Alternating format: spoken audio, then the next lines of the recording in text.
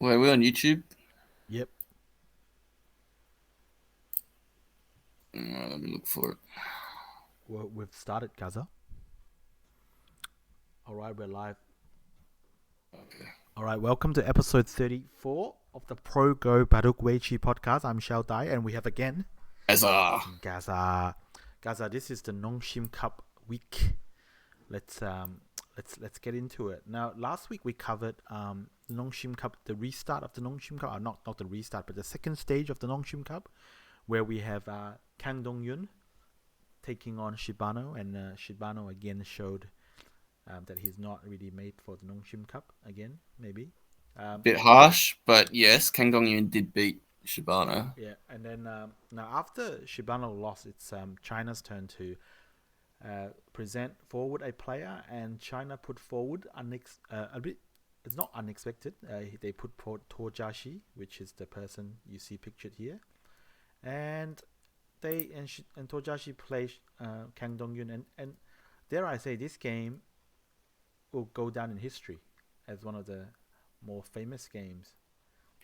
Mate, every Nongshim Cup seems to have Mm. surprises, Yeah, and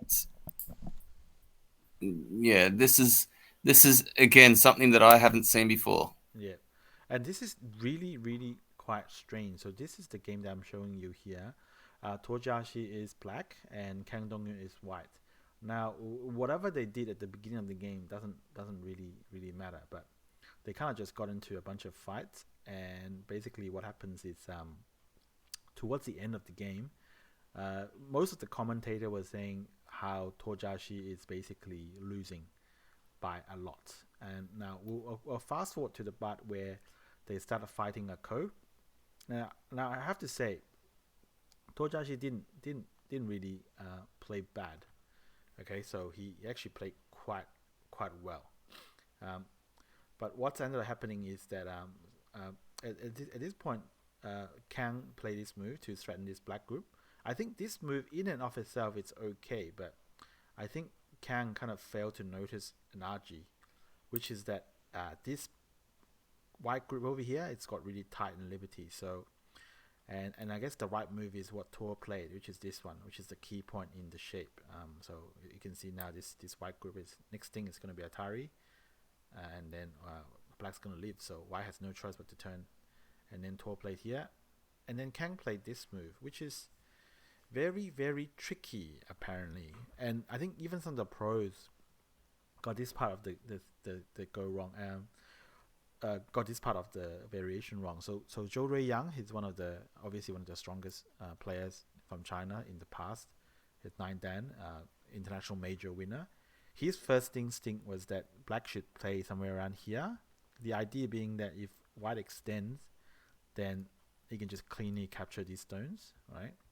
But and then very soon he realized that white can actually resist over here, and the idea is that you cannot cut anymore because of this snapback. So he was like, okay, so he kind of wonders what white should do.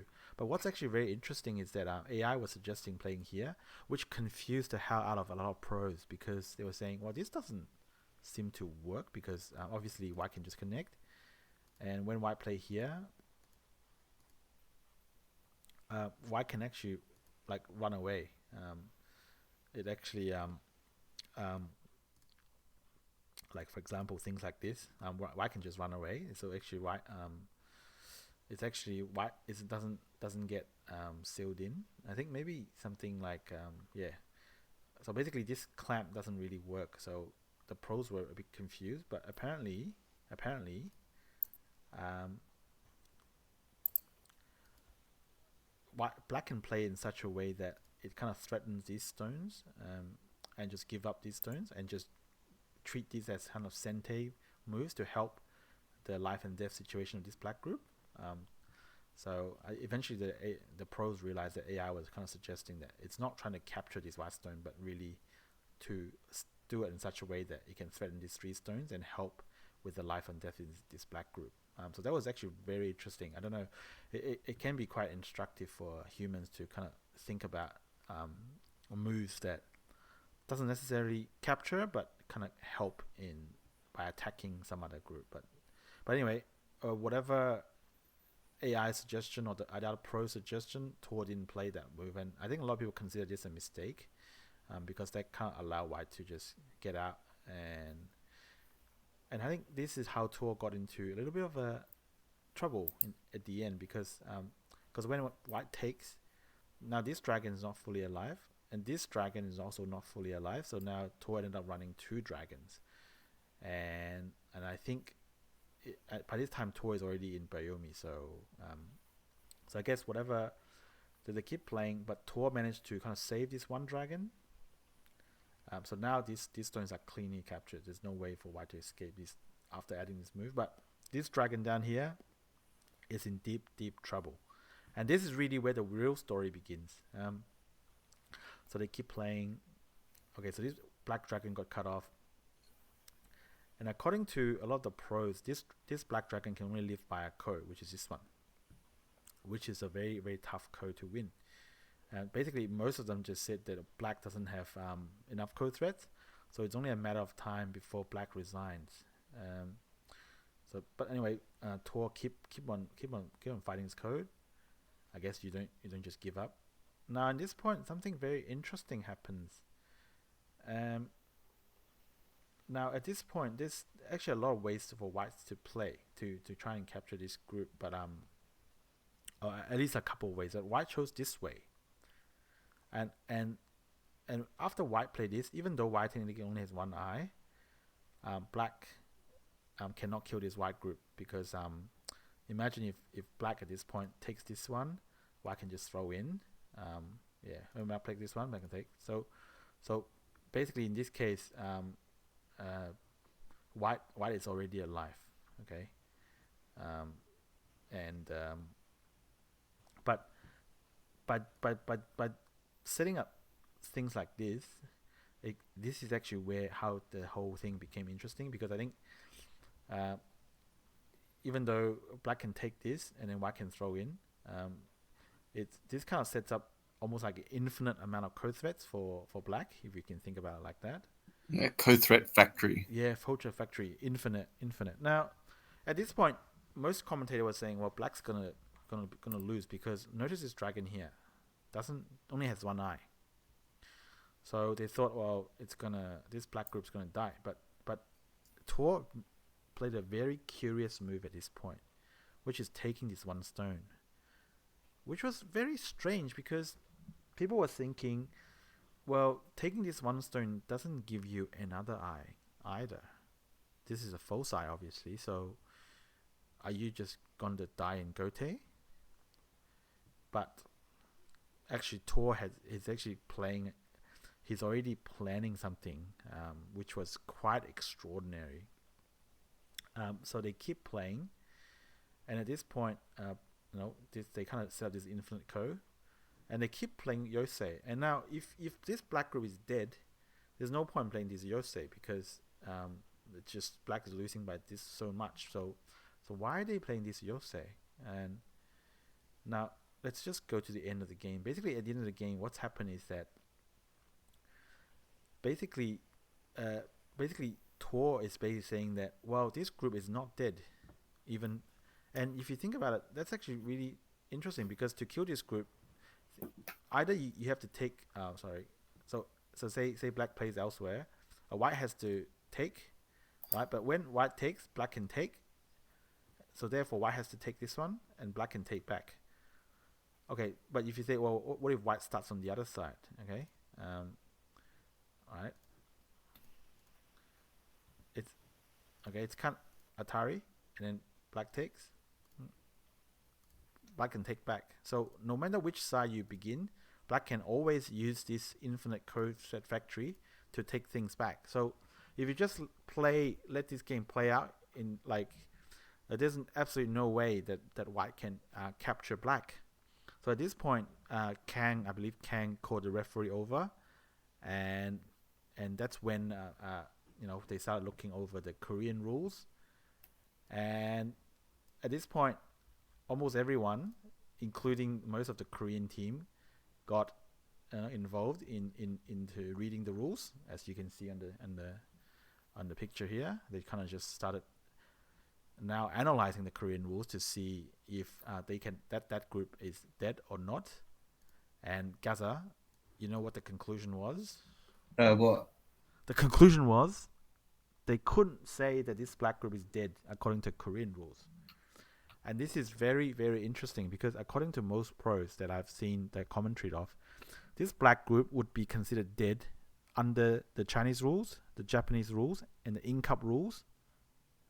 But in this case, it looks like not under the Korean rules. And that's the Nongshim Cup rules. Yeah, which is the Nongshim Cup rules being used here. This is so remarkable. So what happened is because they couldn't decide that he couldn't say that this group is dead under Korean rules. So and this looks like a quadruple ko. This game ended up being a draw. Believe it or not, even though according to any other rule set, Tuo Jiaxi would have lost. Yes. So I wanted to try and go over some of the other rule sets. Yeah. So I believe with the Japanese rule set, right, when there's a dispute on the life and death status of a group, they sort of have what they do is they have a hypothetical play, right, where they actually they play the moves out to demonstrate how to kill the group. right, But those moves aren't actually part of the game record. right, It's just a set of moves to show that the status of the group. right. And I believe under Japanese rules, when you play in hypothetical play, when you take a ko, Yep. Your opponent can't recapture the ko without passing first. Right. So, and then in that case, the white can demonstrate that the black group It's dead. the black dragon here is dead. And that's because when white takes this when white takes this ko, black has to pass, right? Yes, and then white can take Just take the ko again. take or fill in. Either way, it's the same. Take the ko again. Right? Yeah, and then there's only one liberty left, so then yep. so it's dead. Yep. Okay, so that's Japanese. And so yeah, in Japanese rules, the status of this black group is dead, and so obviously black dies. Yep. But yeah, under Korean rules, there's a good video by a Korean professional named Do-Yoon Kyo. Yep. By good, what do you mean by good? Good at what? Well, she explains you know how the Korean rules interpret Right. this position. Like you explained it as well, but like yeah, it's exactly how you explained it, because like in actual play, white you know, under the Korean rules, white cannot actually kill this group. Yeah. But we will link the video in the description anyway by Do-Yoon Kyo. In case you want a professional opinion. Yeah. And is Do-Yoon Kyo good at using AI? Shut up. We're not going to talk about that. All right. Okay. Now, did you want to go over the Chinese interpretation? Yes, I do. I think now I actually watched one of the Chinese videos, and the person actually went over the exact text of the Chinese rules, and you can find the Chinese rules by searching for Chinese rules in Chinese on the Baidu search engine. Now, I've turned on Google Translate to translate into English, but it doesn't look like it makes a lot of sense. But basically, essentially the clause 20 of the Chinese rule, or article 20, whatever you want to call this, basically says the principle. It says the principle of the rule is that the board cannot have exactly the same shape everywhere. Like that's on principle, that cannot happen. Right. So this is sort of a I believe in English they often call that the Superco rule. Superco rule, yes, it's Superco rule because, but I mean in translating it as Superco rule, it basically says that it involves a co, but basically in this case it basically says you just cannot have the same shape, which technically it can be different because I think it's possible for a situation where there's no co involved, but you can repeat the position, for example. Yes, I believe that's possible. possible. Yeah. Especially imagine taking two stones in a corner. It's Yes. possible. So technically, code doesn't necessarily need to be involved. So I think a better translation would be something that just says the position cannot be repeated, no matter and if there's a word for that. Now, it's very curiously, it's got 3 subsequent clauses that kind of supplements the main principle. And the first one is saying immediately withdrawal of a single robbery is prohibited. That's just bad translation. It just means the immediate take back of 1 stone is prohibited. That's just basically ko. Right. Yeah, that's basic ko, and that rule is in the Japanese and the Korean rule set. Correct. That just means you have to play a ko threat or something like that. Now the second rule, I think roughly translates to there cannot be. It also prohibits situations such as false life. So what's false life? Now let's look at the Kifu again. Now false life is basically situations where, for example, I believe this black group is called a false life. It only has 1 eye and it's kind of relying on a code to stay alive. So under Chinese rule, this group will be considered in a condition of false life. So the big black dragon. Yes, the big black dragon. So this would, so therefore, at the end of the game, this will be considered dead. Just because also it goes back to the principle of no repeating position ever, and that's because if you think about this triple ko position, even though it's complicated, there can only be a finite number of possible shapes that can arise from this ko. So therefore, at some point, if you keep playing it out, 1 shape must be a repeat of the past. That's just a very simple application of the finite nature of the positions. So therefore, at some point, they must stop the repeat, and therefore white can in that sequence when they're prohibited to make a move that repeats the previous shape, play a move that will ended up capturing black. So that's covered by the second rule. So therefore, under Chinese rule, it's very clear that the black would be considered dead at the end of the game, just due to this second clause over here. Now, the third clause is very interesting, but it doesn't apply in this situation, is that in principle, it says, in principle, rare situations such as triple ko and quadruple ko are also prohibited. But if you play, but it says you can adjust this rule according to the competition that you're playing in, which doesn't really make sense to me. What this means is that, or what it sounds like is that the person, depending on whatever the competition it is, you can kind of customize this rule. So I just don't think that makes a lot of sense. Like under what competition can you adjust the rule such that quadruple ko and triple ko is not counted as repeating a previous position? I do not know, but it's a very strange thing to be putting there. Now, mind you, this is Baidu, so this could be almost like the equivalent of a Chinese wiki. So it could be that someone just put this in there random, as per random, like just it's not even correct. But I don't know whatever the story is. But there's this third clause here that doesn't really make any sense. But whatever it is, according to Korean rules, this is a draw. And this is why this is so remarkable, because under any other rule set, this would have been a clear loss for black. Yeah, and interestingly enough, so it's that number 19, that bottom left image that you see, that is the part of the Korean rules, and that's the Korean rules state this is a draw. Right. So the position is considered similar to this one. Right. Yeah. And but what is interesting is that even though it's part of the Korean rules, many of the Korean professionals did not know this. Right. They did not know what the result was. I believe one of the commentators, Song Tae-kon, who we've discussed before, I think he was quite convinced that black was lost. Yeah. Tuo Jiaxi was lost. Yeah. And was perhaps even a little bit confused as to why he was continuing to play on. Yeah. It seemed quite quite the case that Kang Dongyun himself wasn't sure of the rules. One professional who did seem to know immediately that this was a draw was Lee Hyun-wook. Yeah, who is he's quite a frequent commentator on Baduk TV.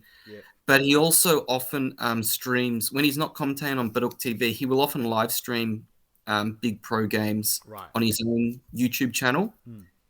Yeah, he does that quite often, and he was live streaming this game.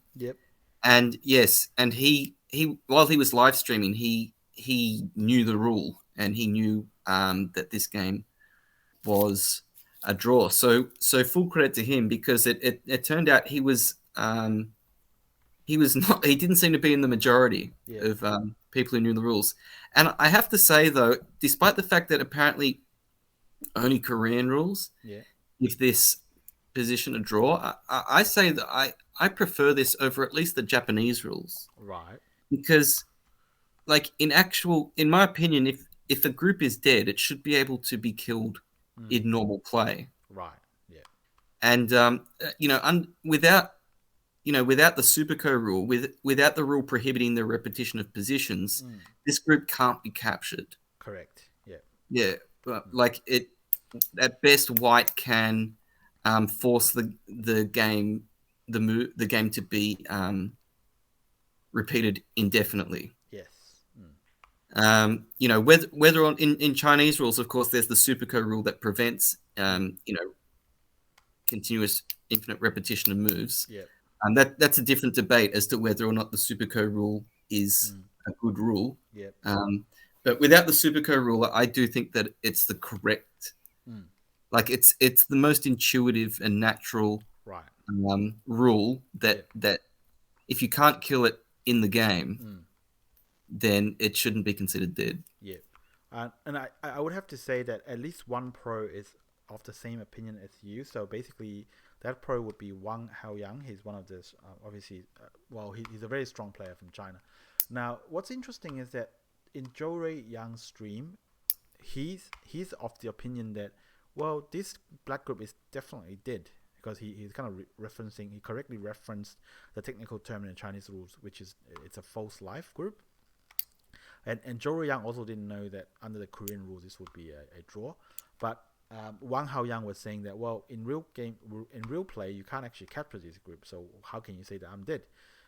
So there's at least two camps, but I do believe that a Superco rule is probably for me the most intuitive way to address this, because we really don't want to just see repeats of the same position, really. And having a Superco rule also solved the co situation as well elegantly, but that's a totally different debate, as you said. Gaza, so what's happened? Apparently, now I don't know which version of the story is true, but apparently, according to the Korean competition rules, if a draw happens, you must replay the game in the same day, on the same day. Now I believe that. Now I have seen last year. I saw a game between, I think it was Han Sang-hyun and Park Min-kyu. In a competition that was a triple co draw. And it was live streamed. I remember it was live streamed, and that game I didn't find out until a few days later, but it turned out that game they had another game that's very same day. And it does seem like in most Korean competitions and perhaps even Chinese and Japanese ones, if there's a draw, then the two players will replay will play a new game like immediately.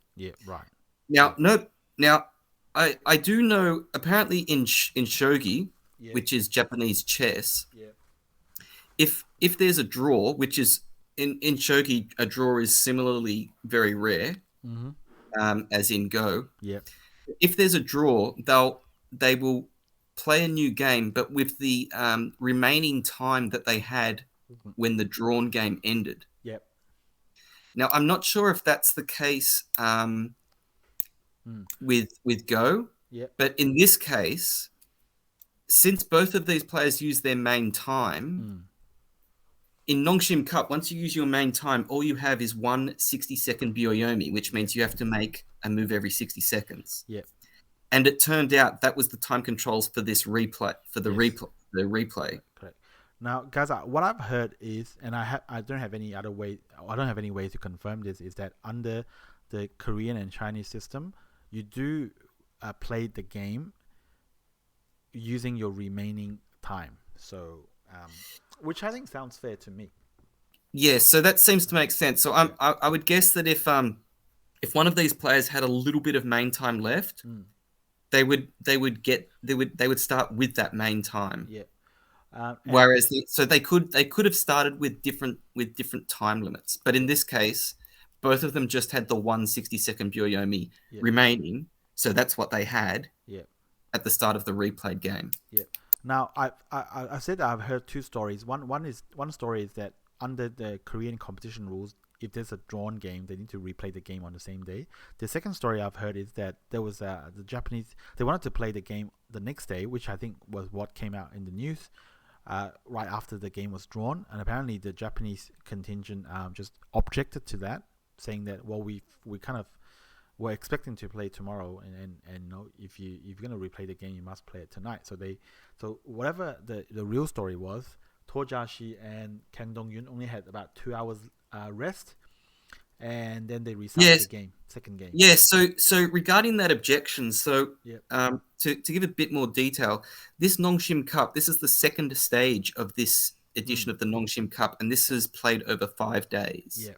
So, I mean, this stage has 5 games, and it's meant to be played over 5 straight days. So the Friday, this game being on the Saturday, and then the Sunday. Oh no, sorry. Oh wait, when was the first? It was the Shibano game. Yes, and that was on the Friday, right? Shibano game was on. It was on the Friday. So whereas this game, this Tuo Jiaxi game, was on the Saturday, and then there was meant to be 3 more games on the Sunday, Monday, and Tuesday. Yeah, and so the expectation would be that these players would have to play maybe on the Sunday, Monday, and Tuesday, but they weren't expected to have to play on the Wednesday. Right. Yeah. It was expected that this stage of the Nongshim Cup would finish on the Tuesday. So, if Kang Dongyun and Tuo Jiaxi rescheduled their game for the next day, that means they would have to extend this Nongshim Cup stage to the Wednesday. Yeah. And that could have affected schedules. Right. I don't really know, but I'm guessing the Japanese contingent object to it. Maybe Yu Zhengqi had a game on the Thursday, right? And he was scheduled to play next, the next round of the Nongshim Cup after this game. So theoretically, if everything was postponed a day, he may have had to play Monday, Tuesday, and Wednesday, and then if he had another domestic game on Thursday, that would have affected him. So perhaps this is just we don't know the actual truth, whether or not the Japanese team objected or whether or not they were always planning to replay the game on the same day. But as it turned out, the replay did happen a couple of hours after the first game was drawn. Correct. Now, unfortunately, even though Tuo had the great presence of mind to set up that quadruple code, and kind of had the presence of mind to know that potentially there is a difference between the Korean rules and the Chinese rules, or maybe he knew that under the Korean rules this would result in a draw. Whatever the case it was, he ended up getting a rematch, which is the key food that you're seeing here. But unfortunately, it wasn't that great of a game for Tuo. I think of the streams that I've watched, most pros would have assessed that Tuo to be losing. And especially after this point, Tuo is black in this game, and Kang Dongyun is white. So after this wedge, so this white group is basically capturing these black stones, and so both white group can live by just winning this code. And basically, when this code started, I think most pros were basically, and also white ended up winning this code. So really, most pros had given Tuo no chance really after that. So Tuo ended up losing this game. So that was not the fairy tale ending that Tuo would have liked, because he, fought so hard to set up that quadruple code that gave him a fighting chance. But he ended up losing this game anyway. And it's curious. It's curious. Sorry guys, I was going to say it's very curious because it seems like every time there's a rematch, the Koreans always wins. Well, this is apparent. This is the third game that's had to be replayed in the last 4 Nongshim Cups. Correct. Yeah. 3 years ago, I think it was it in 2019? Yeah. Park Jun-hwan was winning against Fan Ting-yu when he had a timer malfunction. He clearly made a move, but it didn't get recognized. Yep. Because there was a video of it and you could hear him make the move, but it didn't register. Yep. And he ran out of time. So they replayed the game, and Park Jun-hwan ended up winning the replay. Then earlier this year, in the last edition of the Nongshim Cup, there was the very infamous Shinjin-so Miyu-ting game, where Miyu-ting was easily winning. Then Shinjin-so did his usual magic to complicate things, and just as things were about to get interesting, Miyu-ting had a timer malfunction. Did a Park Jun-hwan? Yeah, he had a timer malfunction, and that game had to be replayed. And now there's this game. Now I'm in a couple of other points. Apparently, Tuo Jiaxi said he wasn't sure who won. Like at the time, he wasn't sure what the status, what the result would be for that first game. Right. I think he wasn't completely aware of the rules. Yeah. But at least he had the presence of mind to not resign. Yeah. And to get a proper ruling. And secondly, despite the fact that Tuo Jiaxi did manage to draw the game from the depths of hell, I do think Kang Dongyun has had quite a amount of success at very fast time controls this year. He won the Weiqi Construction Cup, which is 10 1-minute Byoyomis. Right. Yeah. No main time. He also made the final of the Yongseong, which is a very fast competition. And in his Nongshim Cup games so far, he's gotten into Byoyomi quite early, I think, in all of his games. But he seems to play just as well when he's in Byoyomi as when he's in his main time. So it seems like. Yeah, I did have the feeling he'd be a little bit more comfortable with the 1/62 Byoyomi time limit than Tuo Jiaxi. And it turned out that Kang Dongyun, his prowess, shone through again. Overcame the setback of not knowing the rules. In the previous game. But to win this one. But Gaza.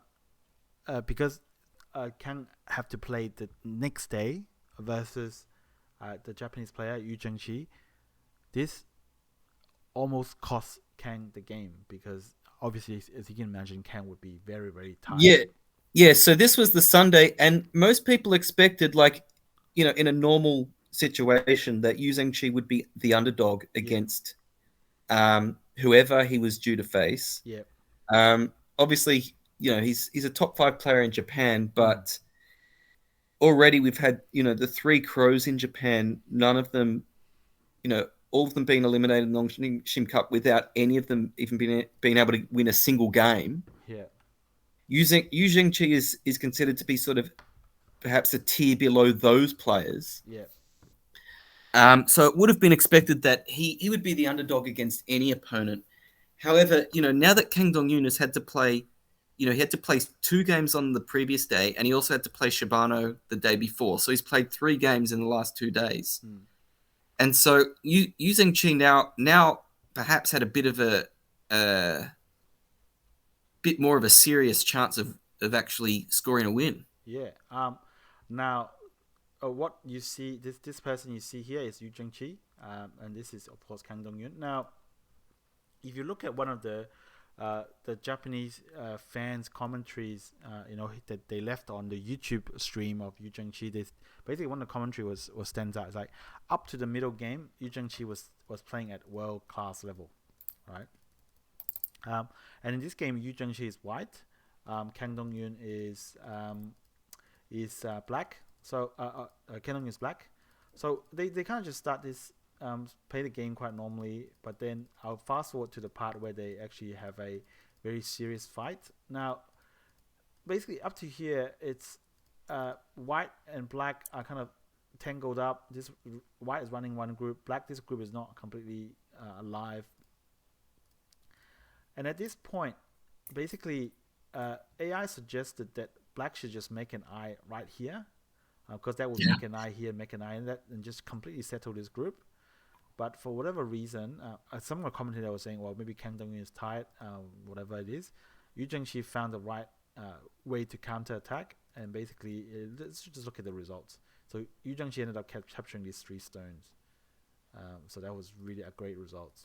And at this point, very good result for white there. Yeah, good result for white. So at this point, I think white is considered a hit already because it's quite. Yeah. Quite so solid. and like you look at those 6 stones underneath. Yeah. Yeah, like so those 6 stones, those 6 white stones, they're alive because the 3 black stones above it, can be captured in one move. So so none of those white stones are dead, and it's going to be hard for black to make some solid territory there. Yeah, and I checked the AI. I mean, even though black's ahead, it's not like end of the world for black. But anyway, no, white's ahead. Yeah, white's ahead. It's not end of the world for black. It's kind of still kind of playable. As a credit to Kang, even though he's very tired, he kind of just kept the game close enough that it's still playable. Like I think when I watched the commentary, when Zhou Yang says Yu Zhengqi just plays so well here, it basically captured these stones in Sente, and so he had time to take care of this white group. So now if you look at the whole board, white's got no thickness except no thinness anyway. It's pretty thick everywhere except the stones that it sacrificed, but that's just a sack. And white, is a hit basically everywhere. But Zhou Yang did say that, well, at this point, if Kang managed to get this turn here, that's the biggest move on the board. It's like more than 10 points. And Kang did play there, so credit to Kang. For finding the best possible move, but I think at this point Yu Zhengqi realizes that he's quite ahead, so he's kind of played quite softly over here, just trying to keep his group safe. And so basically, Yu's got a very correct assessment of the situation as well, so he kind of realized that he's ahead. So and throughout all of these moves, Yu is basically considered ahead, both by the AI and by the pros. So Kang. Kang just keep playing moves to try and keep it close. Now, Kang, at this point, Yu Zhengqi is still ahead, but I think he's not ahead by so much that he can play like very slack moves anymore. But no. But then Yu just played this move, which I think most pros just hated. I think maybe 100 out of 100 pros would hate this move. I guess at a minimum, white should just play extend, but instead white kind of just, if it looks like white just play inside territory, just to try and make it extra safe. But I mean, there's no way that black can make use of this. Well, black needs a lot more moves before he can activate any RG here. So Yu Zhengqi just play extra safe. I do believe this lost Yu Zhengqi at 2 points. It lost at least a point, and it's it's very difficult to see the advantage of this move over just descending. Yeah, descending. So this is very strange, but I think there was an article saying that you basically thought that he's already won, or very close to winning, that he can afford to make this kind of moves. And Zhou Yang had a very interesting comment that he made about this. He said, it feels like it feels like Yu doesn't have enough experience playing against absolute top pros. He's like basically saying you just cannot relent when you're playing versus the best of the best, because especially they can chip away at Korean you. top pros. Yeah, Correct. And Zhou Yang basically, he had the right prediction, because even though AI still gives Yu Zhengqi a chance, it's kind of like Yu Zhengqi, to win this Yosei battle now, you kind of have to rely on a very obscure move, which is not easy to discover. And that move is right here by playing here. And you can see this black group here is not completely alive. If you can think that White can somehow wedge here and then Atari and get rid of this eye, so that could, if White can somehow disconnect this black group, that's a lot of moves that Black has to make to kind of capture this white group. So actually the biggest Yosei move turns out to be here, not this jump. But I think, if I recall correctly, Zhou Yang says that it's very hard for a human to discover this move. So even though AI gives Yu Zhengqi still quite a bit of winning chance, but it's all contingent on Yu finding this move, which basically means that Yu Zhengqi has already lost by this point in the to even get into a position where he needs to find the perfect moves to win. Yeah, I mean, it's just unforgivable that he even put himself in this position, because he should have easily won this game. Yeah. Before move 176 when he played that slack move at the top. Yeah. Like he basically went from a very simple, safe winning end game to a 50-50 game. Yeah. Just as Zhou Ruoyang said, you just can't let that happen. Yeah. And I mean, I'm sure Yu's learned his lesson, but I guess this lesson is one that came a little bit too late in this particular case. Yeah, and it came at a cost as well, because what was the result in this game? Well, in this game, Kang Dongyun only ended up winning by half a point, so the slimmest of possible margins. And Yu Zhengqi's move there lost him at least 1 point, but mostly just two points at least. So that was very, very bad results. Now Japan at this point still hasn't got a win, and everybody thought that Yu Zhengqi had this in the bag, but unfortunately for Japan, they're still winless after they have spent 4 of their players already. Yeah, so 4 players winless. And Kang Dongyun is now he's won 4 games now. Kang Dongyun, because he beat Fanting Yu in the first stage. Yep. He beat Shibano. He beat Shibano. Then he beat Tuo Jiaxi, and now he's beaten Yu Zhengqi. Yeah. So not only has he won 4 games, he's won 3 games in 3 straight days. Yeah. If he somehow wins the next 2 games, it would be the second time that a Nongshim Cup player has won 5 games in 5 straight days. Right. Yeah. And the first time was in 2008.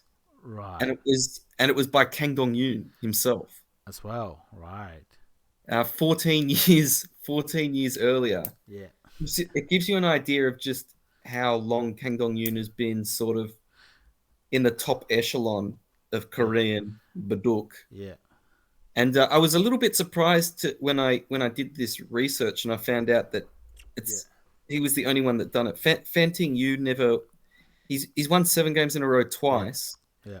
But never in 5 straight days. Right. Yeah. And even Lee Chang-ho, his best was 4 straight days. But that was mainly due to how the scheduling. Yeah. There were different scheduling patterns. Yeah. In earlier Nongshim Cups, but yeah, for Kang Dongyun to win 4 games in a row, he's actually now on 13 career Nongshim Cup wins. Yep. Which it's obviously behind Fanting Yu. We've discussed that Fanting Yu has the record with 21, but it's not behind many other players. Yeah. Very, very few players have double-digit Nongshim Cup wins. It's not very easy to get wins in the Nongshim Cup. And but Kang Dongyun he's proven that he's quite successful at this tournament. He seems to, when representing Korea, he seems to bring his best, unlike maybe some other players. Right.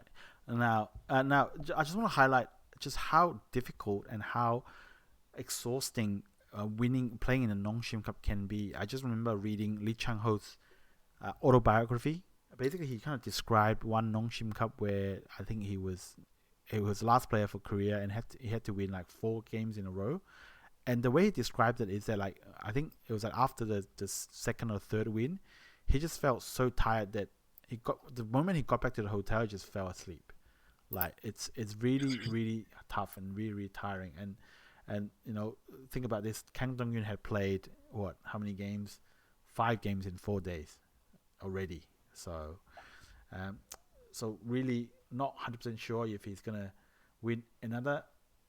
Or he's played how many games? Excluding the first stage, he's played 1, 2, 3, 4 games already. Yeah, in 3 days. Yeah, that's crazy. That's a crazy amount of pro games. Now, so therefore, Kang Dongyun still have to play because there's 2 days left in this stage of the Nongshim Cup. And next came China, and China sent Lian Xiao, 9 Dan. So, and basically, from what I can see from the commentary, most commentator was just saying maybe Kang Dongyun is very very very tired. But even though Kang Dongyun had played pretty well, considering how tired he must be. And in this game, Lian Xiao is white, Kang Dongyun is black. I do believe that it got pretty fighty, but basically Kang Dongyun managed to get a little bit of an upper hand in this game. So basically notice here. Now this is a very interesting sequence here by Lian Xiao. So notice that these 4 stones here, you consider them dead, right? Especially after black adds 1 move. But look at what Lian Xiao does.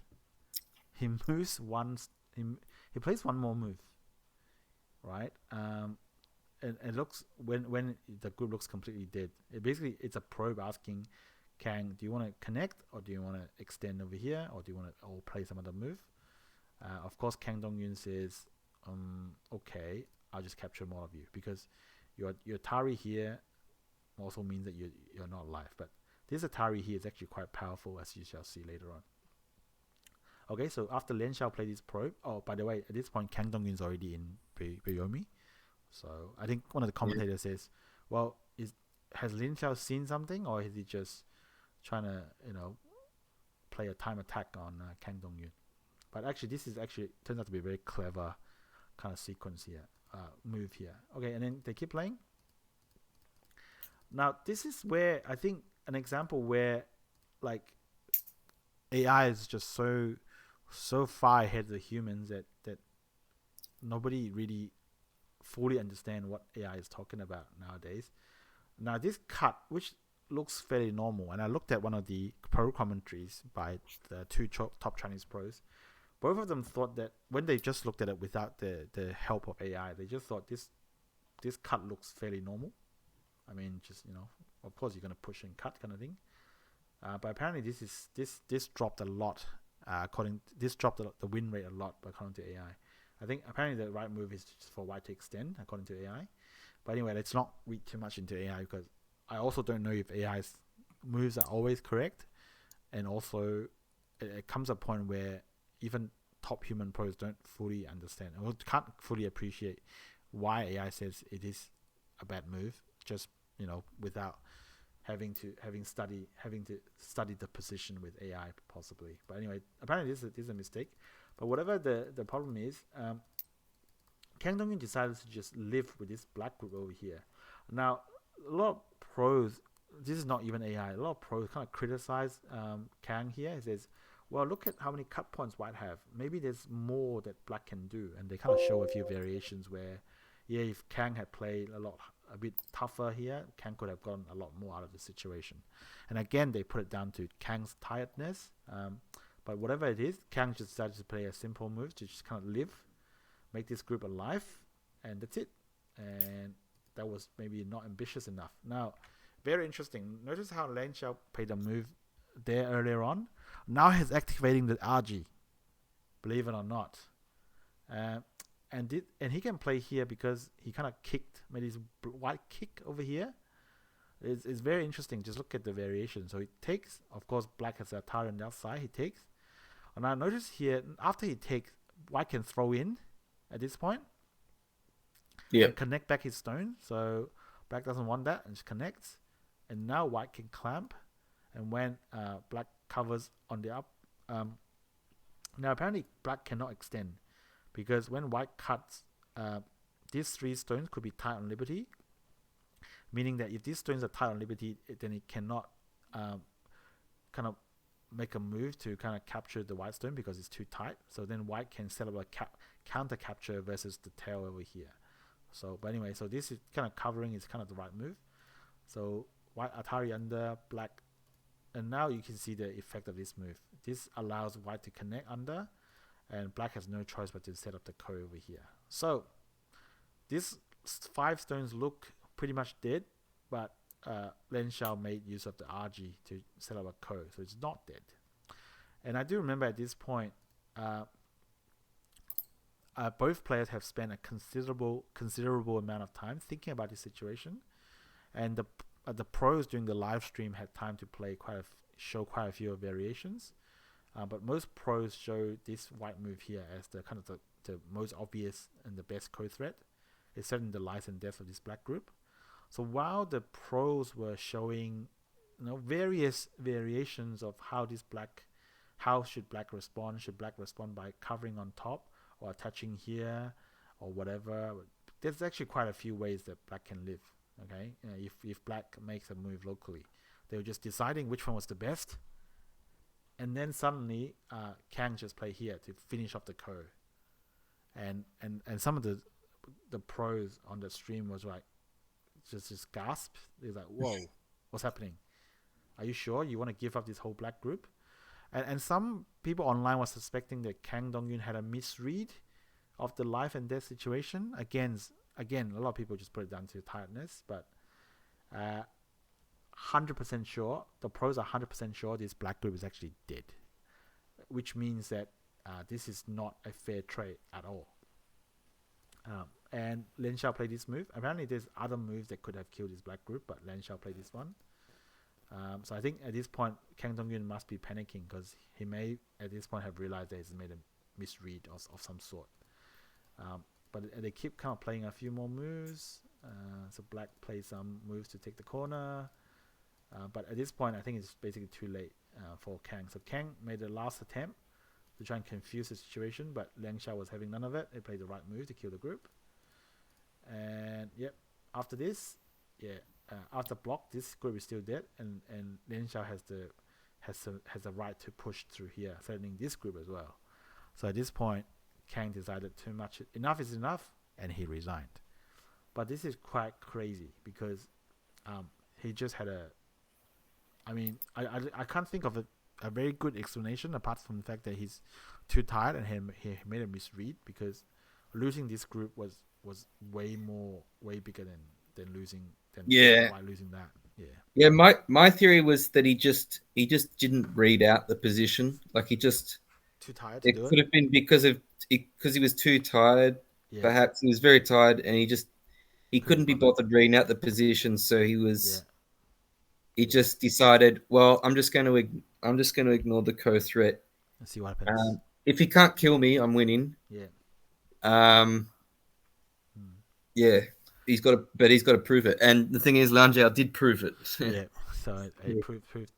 But I mean, perhaps if this was the first game of the stage, Kang Dongyun would have played it differently. Hard to say, but full credit to Lian Xiao. He played a very solid game. He played. You play whoever your opponent is. If it's a fresh Kang, if it's a tired Kang Dongyun, you just play whoever you're given. And Lian Zhao, played who he was given, and he won the game, and that's all that he needed to do, and he played very solidly. It was a good co-threat, and really good RG at the top. Yeah. To set up that co. Co. Yeah. So. Yeah, but also full credit to Kang Dongyun. I mean, he did his part. He won 4 games for Team Korea. Yep. And so he's put Korea in a very strong position. They still have 3 players left. Yep. They've got Park Jun-hwan, Byun Sang-il, and of course Shin Jin-so. Yep. China, though, they have 3 players left. Lian Zhao was their 3rd player. Mm-hmm. But they still have Gu Zihao and Koje. Yep. Meanwhile, Japan has not done very well at this Nongshim Cup. Yep. And they're down to their last player. Which is this guy over here. Iyama Yuta. Of course, Japan, well, some people say technically he's the number 3 in Japan now because he doesn't hold the Kisei and he doesn't hold the Meijin, but he is Japan's best player, in my point of view. Yeah. Now the thing is, right? Yeah. Iyama is the last player. He's playing next, and of course, as the last player, he cannot afford to lose a game. Yeah. He has to win every game, and there are 3 Chinese players left and 3 Korean players left. So Iyama would have to win 6 games as the last player. Yeah.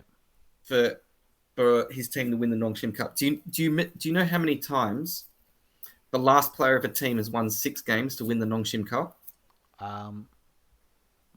0. Well, actually, here's another question. Do you know how many times a team has won the Nongshim Cup with 4 of its players not winning a single game? 0. That's right. It's never happened. That's never happened before. Yeah. It's never happened. There's always been at least 2 players on the team that have won games. Yeah. But Team Japan, well, their first 4 players, they came in, and the same day they came out. Yeah. Yu Zhengqi could have done something, but Yu Zhengqi probably should have done something. Yeah. But yeah, they've all fallen short. Yeah. Fallen short. And this should have been a fairly strong, fairly decent Japanese team. It is definitely their top 5 players. Yeah. And they just haven't delivered. And so now it's all down to their strongest and their most experienced player, Iyama Yuta. Yeah. Fortunately, in this stage, he only has to play once. Yeah. Because this is the last game of the stage. Yeah. But he has to win it. Lian Zhao can technically afford to lose it because there are still 2 Chinese players left. Yeah. But Iyama does not have that luxury. No. He must win. Yeah. And so this was this game was also being live streamed by Michael Redmond. Yep. So if you do want to see some live English, if you do want to watch some live English commentary on this game, feel free to go to his channel. Subscribe. You should subscribe to Michael Redmond in any 100%. case. Yeah. But let's go over what happened in this game. Now, Gaza, I think this Kifu is way too technical for me to explain anything, because I think I just remember that saying when I watched the pro stream, they were saying that at this point the pros thinks that at least Iyama has done reasonably well already, and Iyama is black in this game. Lian Zhao is white, just because it looks like when white decides to invade here, black's already fairly strong on both sides. So they will not really come under that much of attack. And then Iyama played beautifully here, and Iyama set up a trap here. He said he basically deliberately did not connect his stones together, so that white would cut, and then let white capture this one stone in the ladder because he wanted to attach here. And when white takes, he just comes down like this. So this shape now you may imagine if this white stone and this black stone were not there, right? Imagine these two stones are not there. This is a very common shape for black to play. But if black had played this shape, would white then attach here and let black harness, and build a beautiful tiger's mouth? Probably not. So by this, even at this early stage in the game, the fact that Iyama has set up a trap for White, which White just walked into, um, Iyama's already leading, maybe ever so slightly, but from a human perspective, Iyama is already leading at this point. And basically, most of the commentaries I've seen says that Iyama just plays so well in this game that he thoroughly deserved the win. And look how solid Iyama plays over here. Just connects. No issue with the shape. All his stones are solid. Decent amount of territory. It's just a good game for Iyama. And really, Lian Xiao didn't have many chances in this game. So it's a very, very good game by Iyama.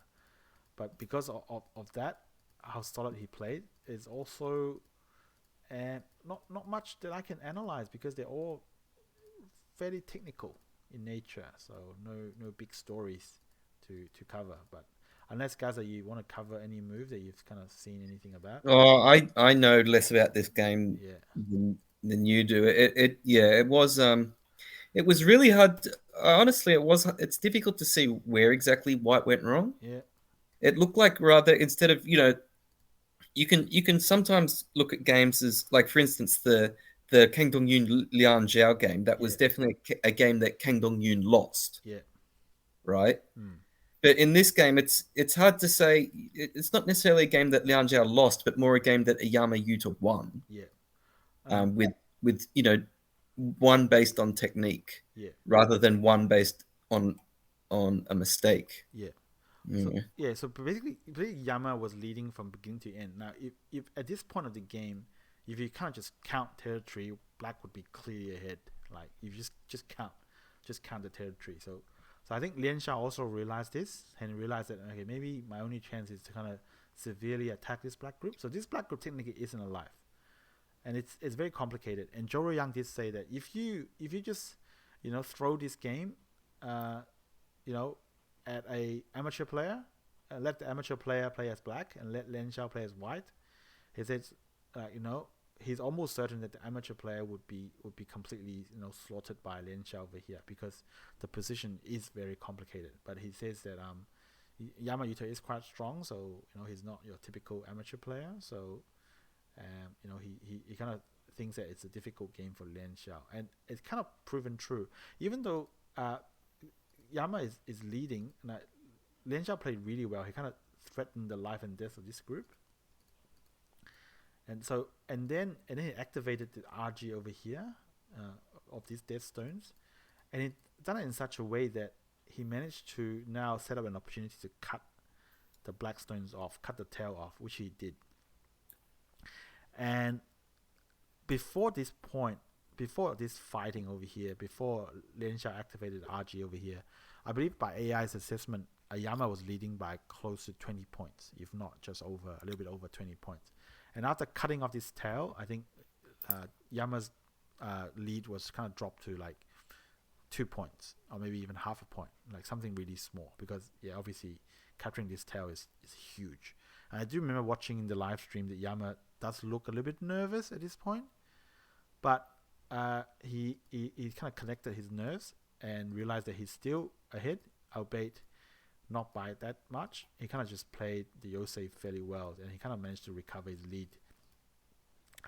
This cut here is a beautiful Yosei. These Black stones are still dead, but it kind of sets up a wedge over here, and also capturing race, in which means that White has to spend a few moves to capture these Black stones. So they kind of just keep playing.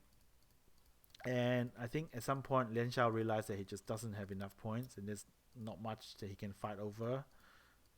He basically just resigned after that point. But basically all the commentaries I've seen says that it's just a really good game by Iyama. He thoroughly deserved his victory. Nothing much else to say about this. So what that means is Iyama has saved Japan from the fate of not winning one game, and Iyama did say that if Japan fails to win a game, it would be very embarrassing. And this type of embarrassment has happened unfortunately, before. It has happened before. Yeah. I'll just quickly check how many times it's happened. I believe it's Twice. Yeah. Twice. Once in 2012. Yep. And what recently in 2018. Unfortunately, Iyama has experienced that embarrassment. Yeah. He was part of the team in 2018. Yeah. Yeah. And he was, in fact, yes, he was the last player. Right. Yeah, so that team had Ichiriki as well. Yeah. It had, I believe it had Su Shaowan Yeah. in it. Yes, it did. It had Yamashita Keigo. Right. And it also had Zhengqi. So really, if you just replace Yamashita Keigo with Shibano, yeah. you've got the same team. But in this case, Iyama, you know, won a bit of pride back. Yes. For Japan. Yes. Managed to win this game.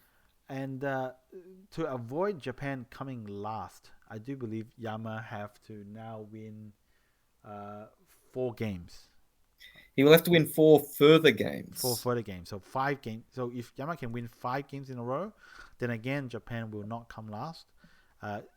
Remember last year Yama won 4 games in a row to basically make China come last for the first time in. Well, no, he won 4 games in a row to guarantee that Japan would finish in the top 2. Right. Yeah. China weren't guaranteed to come last because Shinjin So. Well, I mean, you have to assume that Shinjin So is beatable. Yeah.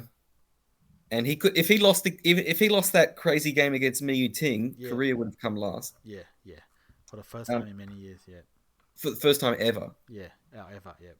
Now I do have again because I like to find random statistics. Yeah, love it. Although this stage of the Nongshim Cup is finished, the third stage won't begin until February. Right. However, Iyama, obviously we know Iyama is playing. Yeah. But the opponent always gets announced after the game finishes. Yeah. So the Iyama's opponent already has been announced. Of course, it's from Korea. Yeah. And it's going to be Park Chun-hwan. Yay. Now this seems to be this wasn't unexpected because Park Chun-hwan is 3rd in the Korean rankings. Yep. So he's technically the lowest rated player of the 3 remaining Korean players. Yep.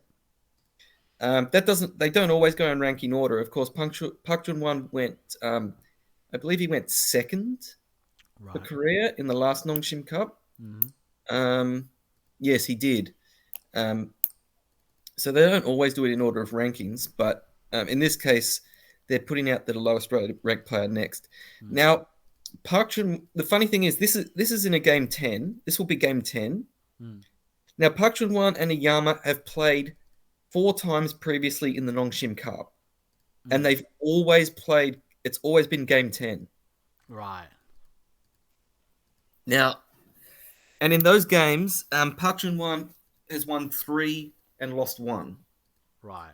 He lost their first encounter back in. Let me see if I can find it.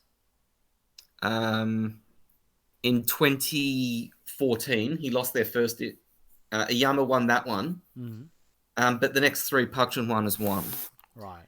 Now, what's even crazier is that this will be the 7th straight game 10 that Iyama has played in. Right. So it seemed almost like from that sort of random statistical sense, it seemed almost like fate that Iyama was going to win this game. Right. Because it seems like he always plays in game 10. Yeah. But unfortunately, if the law of patterns is to be followed, it's not looking good for Iyama because, like I said, this is his 7th straight game 10. Yeah. He's lost the last 6. Right. So yeah, if the previous 6 years, Iyama has lost game 10. Yeah. Now most of those times, Iyama was the last player. Of course, last year he was only the third player, and he won 4 games. Yeah. But then when game 10 came, he still wasn't able to win. So hopefully, for Japan's sake, hopefully that pattern won't continue.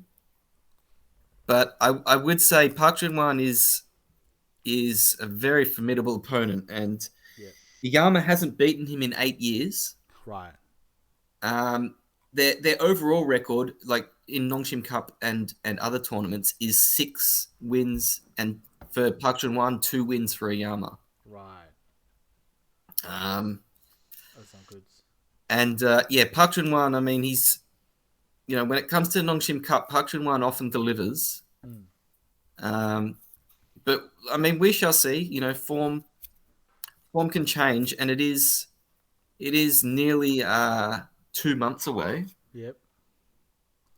No, actually, nearly 3 months away. Sorry. Yep. So a lot can happen in that time, but I would have to favor Park Jun-won. But of course, we can discuss that later. And I would almost certainly guarantee that game 11, Gu Zihao will come in for China. Yep. And other than that, Byun Sang-il on Team Korea, he has a 0-2 record in Nongshim Cups. Yep. So he'll be desperate to finally win one. Yeah. Now, Gaza, just as an add-on, I think it's very interesting. You say that Gu Zihao is almost guaranteed to be the next player for China. I guess that comes from the fact that Ke has always been, has been Chinese number 1 for quite a while, and he's kind of expected to play last. But I think in a recent Ke live stream, he said that he wanted to come on in place of Lian Xiao. He requested that, and he wanted to play early, but he was not able to because I think he was under COVID isolation at home. So maybe the coaching team wouldn't have allowed him to play anyway. But he revealed that he really wanted to play earlier. But let's see. So we could. I didn't know that. That's interesting. Yeah. So we could see Ke come out next. It's not 100% sure, but let's see. Well, yeah, let's see. I would be surprised. Mind you, Ke has been the anchor for China. Yeah. Like every Nongshim Cup he's played, and he's played in, I don't know how many he's played in, like 7. I think he's played in 7. I mean, he doesn't play that many games because China oftentimes have won before he's even scheduled to play, and like if both other teams are eliminated, they don't play any more games. Yeah. So sometimes you can win the Nongshim Cup without even having to play a game. Yeah, but let's he's played in 7. He's played in 7 Nongshim Cups. He's played in the last 7 Nongshim Cups, and he's been, well, presumably the last player in every single one of them. Yeah, but let's be honest. Let's not pretend Ke is anything like Lee Chang-ho in the Nongshim Cup sense. But yeah. Well, yeah. Ke's current record, he's played in 7 Nongshim Cups. He's won 2 games. Right. Yeah. So, I mean, the Nongshim Cup, it can be a fickle tournament for some players. Some players like Lee Chang-ho and suddenly Shin Jin-so and Fan Ting-yu have become legends through the Nongshim Cup. While other players like Gu Li and Ke seem to struggle. I mean, Ke, like I said, sometimes he doesn't. He's actually won 4. He's been part of the winning team 4 times in the Nongshim Cup because there were 2 times he didn't even have to play a game. Yeah.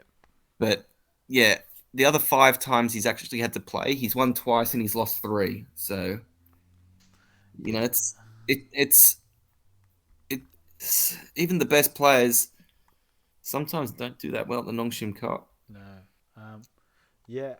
And also, remember Lee Se-do also doesn't have a great, Nongshim Cup record by his standards. Yeah, no, Lee Se-do is definitely another player who doesn't have a great Nongshim Cup. Part of that is his own fault because I think often he simply refused to play. Yeah. I think so he didn't always agree with the format or the selection process, Right. or just was at odds with the KBA in general. Yeah. And because I think he was only in the Nongshim Cup 5 times. He was only in the team 5 times. Yeah. And Lee Sedol was definitely, I mean, if you look over his career, he was definitely a top tier player for Korea. Way more than 5 years. I think his first and last Nongshim Cup was like 12 years apart. Right. And yeah. I think almost every year in between he could have been in the team. But evidently he wasn't. Yeah. And yeah, his record, he's got 7 wins. It's not bad, but it's certainly not legendary status. No. And like other players, like legendary players like Conor Rin as well, just don't have the resume in Nongshim Cup. Yeah, no. Hopefully this is the last time I hear about Conor Rin. Yeah, but Nongshim Cup legends can be created in the Nongshim Cup, and for all of Lee Chang-ho's achievements, his 17 world titles. Yeah. Honestly, I think his Nongshim Cup, like his 41, his 41 game win streak in domestic competition. I think of all that, I think his Nongshim Cup performances, rank as his most insane achievements. Right. Yeah. Yeah, it's crazy. I think Lee Chang-ho's autobiography isn't available in English. I'm not sure in what other languages it's available in. I'm pretty sure it should be available in Korean, Japanese, and Chinese. But I think it's a shame if his autobiography isn't available in English, because there's a huge section in it where he kind of described his Nongshim Cup experience. It is very, very interesting, some of the stories that comes out from that. So hopefully one day we'll see a translation of that. But other than that, I'll try to share the stories about Lee Chang-ho in Nongshim Cup from his autobiography wherever possible, whenever possible. Yeah. Yes. Yes. So Gaza, do you have any pressing matters you want to cover in this episode, or do you want to cover some of them in the next episode? Well, yeah. So we there are some things that have happened this week. Apart from the Nongshim Cup, of course. Yeah. Apart from the Nongshim Cup, the 2 big things that happened was the Hiroshima in Japan, the Hiroshima Aluminium Cup over the weekend, and the Tengen final happened today as of recording. This podcast, we're recording it on a different day because the Australian National Championships are on the weekend. Yeah. And I didn't want to record this on the Friday evening that like we usually do because I need sleep. I'm going to be participating in the Nationals. Yay. And I want to get some sleep. Yeah. I think we don't actually have any international games next week. Yeah. So I'm thinking we can cover the Hiroshima Aluminium Cup and the Tengen game next week. 100%. And that way it gives us a bit more time to look at the key food to find if there are any gems in them as well. Yes. Yeah. So with that in mind, Gaza, shall we just take a quick gander at the calendar? Yes, let's do that. That's okay. We're looking at the calendar right now. So as we mentioned, today was the Tengen final game 4. We'll cover that next week. But there was no, well, as far as I can tell, there's no big games happening on the Friday. No, I don't think there's anything happening in Korea, and I didn't see. I mean, Japan don't usually play games on Friday. I think it was a little bit. China threw a little bit of a spanner in the works because the Jar League was postponed again. But on a related note, I think there's some good news coming out of China. They are starting to relax the COVID restrictions, so hopefully we'll see the return of normalcy, as they call it, of the league system in China. So we'll see Jar League being the key league play as per normal, and of course the women's Jar League as well. Hopefully they will return in due course. But yeah, there's nothing really happening on Friday. And yes, yeah. I don't know when the next round of the Jar League is going to happen. It may not be until next year. Yeah, probably sometime next year, because December is quite packed as well with Chunlan Cup and Lanka Cup coming up. Yes. Yeah.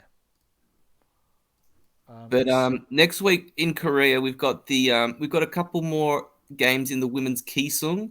We're getting to the pointy end now. The one of the semifinals, Choi Jong versus Kim Chae-young. Yep. That's going to be a good one. Yeah.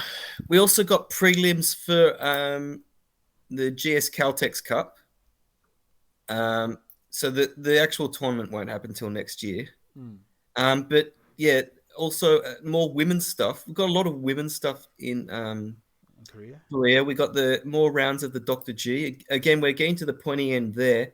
Yep. And actually, so there's going to be another Choi Jong game. She's playing Kim Kyung-yoon on the Friday. And there's also a strange tournament called the GAN Cup, but this is more of an this is more of an exhibition tournament, and we might cover that next week. Yep. But it's basically a Korean women's team event. Right. And we'll cover it next week. It's interesting, but it's really an exhibition tournament rather than a serious competition. Right. Okay, so that's pretty much everything. I just had a quick look at the Chinese calendar. There's also nothing happening during that week as well. So I guess they're all going to be preparing for the Chunlan Cup or the Chuzhou Lanke. Oh yeah, a little bit of correction. I think on the 9th, starting on the 9th of December all the way to the 12th, there's meant to be the third women's Guosho round of 16, and maybe even the quarterfinals and semis as well. That would be a women's competition, a top-level women's competition in China happening. So I can't remember the participants, but I'll share them, I guess, on Pro Weiqi when I find out. So that's it, Gaza. We've covered the calendar, and that's a wrap for another episode. Can't wait for the next stage of the Nongshim Cup, and I can't wait to hear more stats from you. Yeah, well, I mean, there's going to be a lot in between that. I mean, yeah, a lot to look forward to. Yeah, awesome. All right, thanks, Gaza. I'll see you next time. All right, see ya. Bye.